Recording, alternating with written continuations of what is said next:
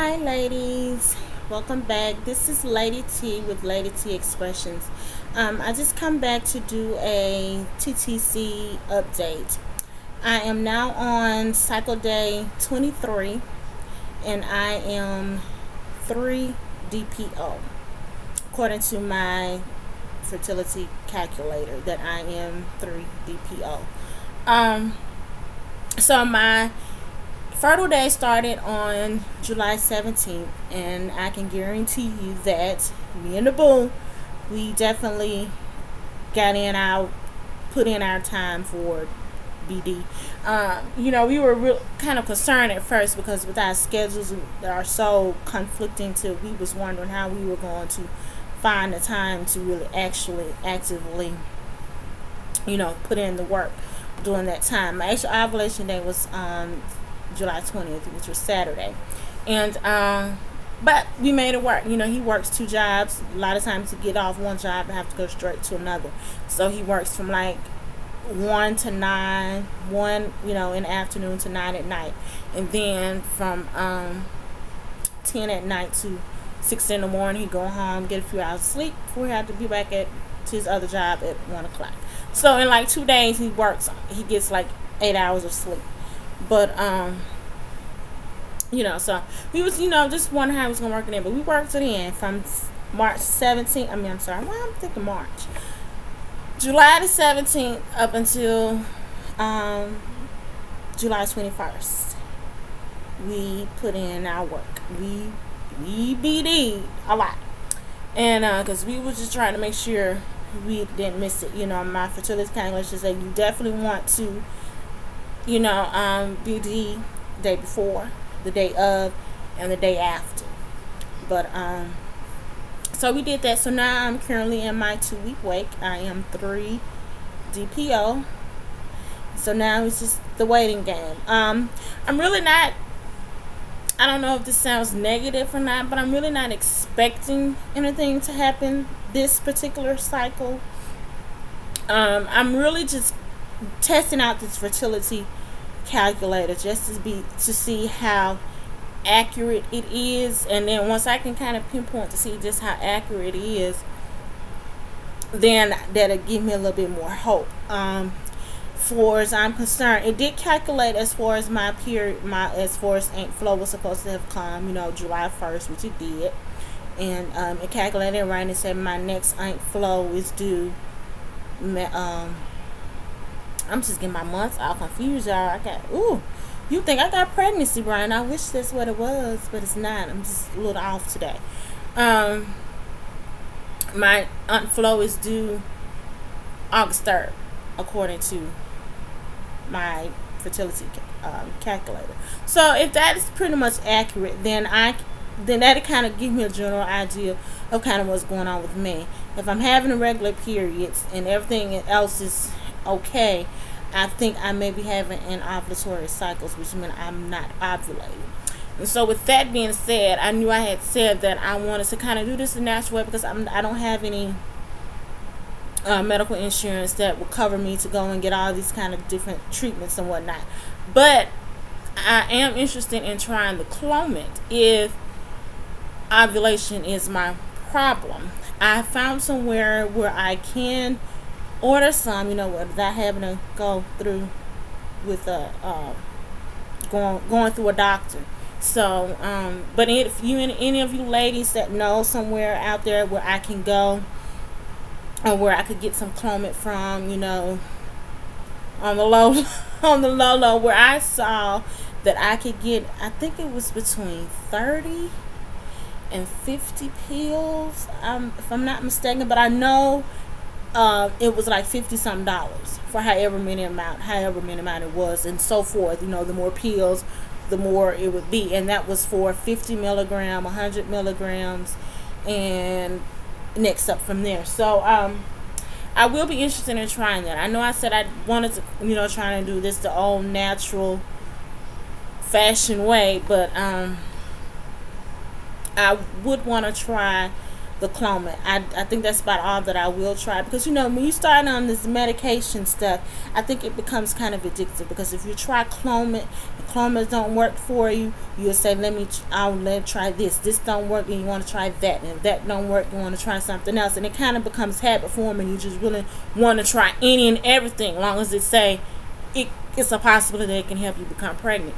And so that's what I don't want to start doing. I start on this Clomid, and then I may get overly involved and want to be medicated. But I think that's the only thing that I will want to try.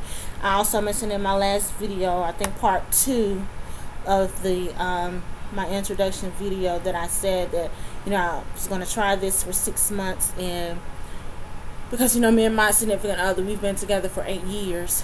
The first 2 years I was on and off birth control because of my cycles were not regular. When I first started my cycles, they were long drawn out periods, and then after that stopped being so long drawn out, then they would be one and a week or 2 weeks long, maybe 3 at the most. But up until about 3 years ago, my cycles finally decided that they would regulate themselves, and so now I can actually sit and pinpoint and tell you just about when ink flow is due. I could never be specific as of what day, but I could always give you around a ballpark date and say, okay, it's due, my period is due this week. Can't tell you exactly what day. So I'm really just kind of testing out this fertility calendar calculator to see how well it works, so, and just to see kind of how accurate it is. So this cycle is kind of like a test run. My cycles are usually between 32 and 33 days long, and like I said, I'm on cycle day 23 and 3 DPO. So it's a 2-week wait, and like I said, I'm really not expecting anything. Oh, it would be amazing if something did happen, but I didn't really have any symptoms as far as ovulation is concerned. That I really didn't have. Some people have symptoms or know when they ovulate, and I did kind of monitor my cervical mucus during that time. Really, I didn't really notice a big difference in my cervical mucus for as the day of ovulation and the days leading up to it. It may have been just a little more, but as far as the consistency of it, I really didn't notice that much. But TMI, my boyfriend did say he could tell a difference in the day of. I don't know if that was just in his head or it was just really good, but he said that he could tell a difference, but myself, I really couldn't, but he said he did. But so I just wanted to come on here and kind of update you, let you know where I am from the last days when I first made the video. When I did my introduction video, I was on cycle day 1, and so now it is cycle day 23, 3 DPO. I'm not going to go through the measures of testing and all that kind of stuff. I'm just going to kind of wait it out and see if Aunt Flo shows up. Aunt Flo shows up, she shows up, and if she don't, then I may test and I may not, because I don't want to also be a compulsive tester either. Because back in the day, when we wasn't really actively trying, of going through those, when my cycles weren't quite so regular, I would skip a month here and there, and I would be so anxious and was testing about so many tests in the past, and all I ever got was negative. And so I was like, I'm not gonna ever buy another test. I'm not gonna test ever again. I said, before I test, my baby's gonna be coming out before I realize and accept the fact, I'm pregnant. So but I know I should test, but I guess I'm just afraid of the BFN is what I'm afraid of. And me and my partners, we are now actively trying, but in the course of our 8 years of being together, we have been we have not used contraceptives at all. So you can kind of imagine my dilemma and how I'm feeling about the whole thing, and kind of where my head is about the possibility of me ever having a child, because I did say the first 2 years of our relationship I was on and off birth control, but until I kind of decided that I'm not going to ever take any more birth control ever again. I don't care if my period comes and it stays on 3 months. And if birth control is the only option for me, for my cycles to regulate, then I'm not going to do it, because I've been on birth control for so long. Like I said in my previous videos, that I started taking birth control when I was 10 years old, when my cycle first started. And I think more so, I think it did more damage more so than help, because being on birth control for such a prolonged period of time is just not a good thing. So all you ladies out there that's taking birth controls to help regulate your cycles and to been on there, I really think you should really consult your doctors, because they're going to tell you to take birth control. Let's put you on some birth control to regulate it, but they're not going to tell you all the effects or the causes of being on birth control for such a prolonged period of time. And I did my research, and when I first started wondering about my possibilities or my capabilities of being able to have children was when I was 21 years old. And I actually sat down and had a consultation with the doctor, and I talked to him all the complications and surgeries and stuff that I've had, having DNCs, but not for miscarriages, but because when you have a period and don't have one for such a long time, then that lining of your uterus just keeps building and building up. And so it's meant, okay, once my cycle did come, I was going to have a long period, because you're going to bleed until all that lining on your uterus completely thins out, So you have to bleed all that away. And so the thicker it is, the longer you have to bleed. So that's how that works. And some of you may not have known that. I feel like I could be an OBGYN, because I've been dealing with this since I was 10 years old, and I've had so much going on in my life dealing with, my female issues. And so when I start wondering about my ability of having children but not really wanting to try, I just wanted to know, what are my possibilities? What are my chances of being able to have children?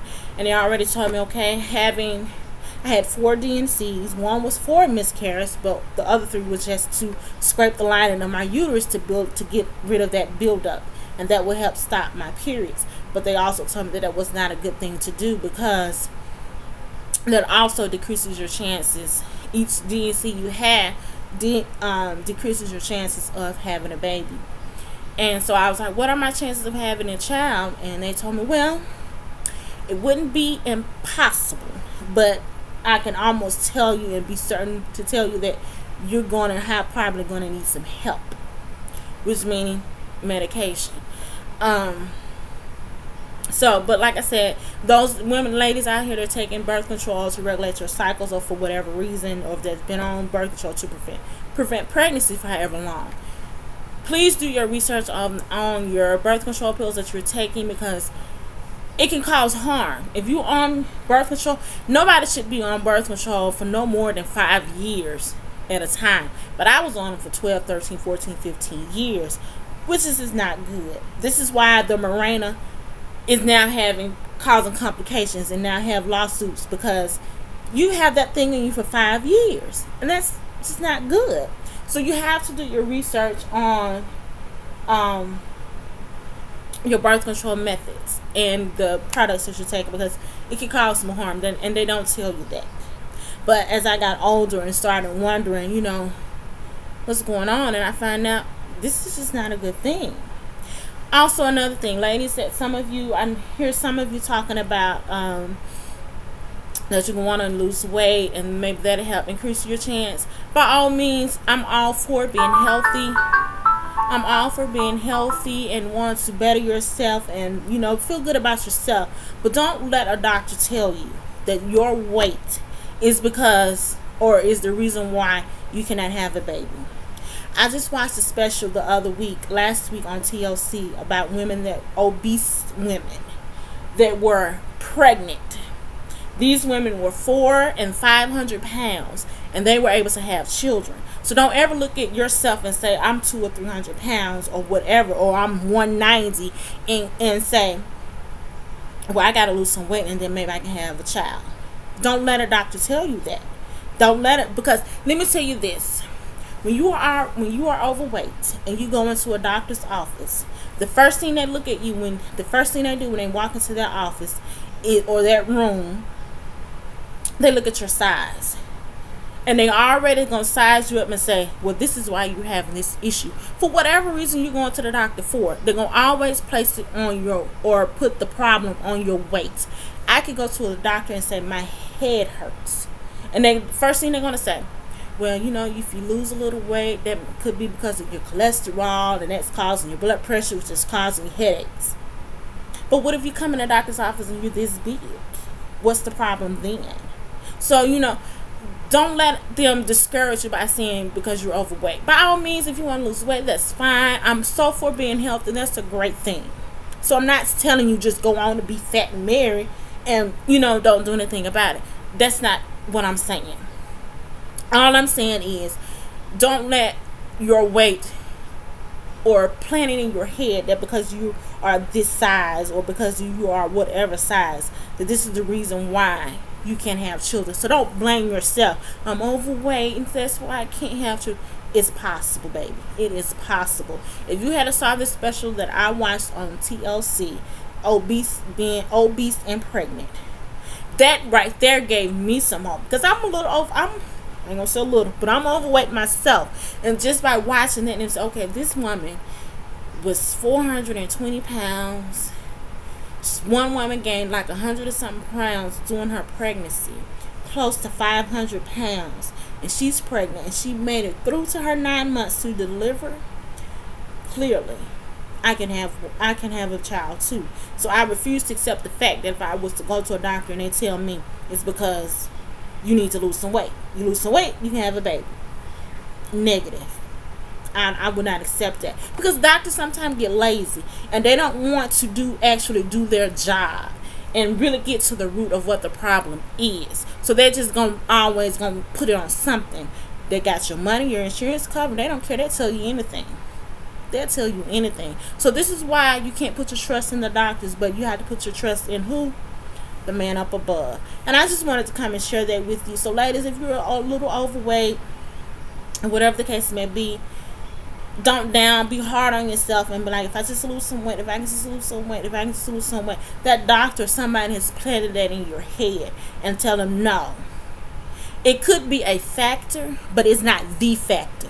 You hear what I'm saying? It could be a factor, but not the factor. And you need to tell your doctor to dig deep and find out what is actually really the problem. That's all I'm saying.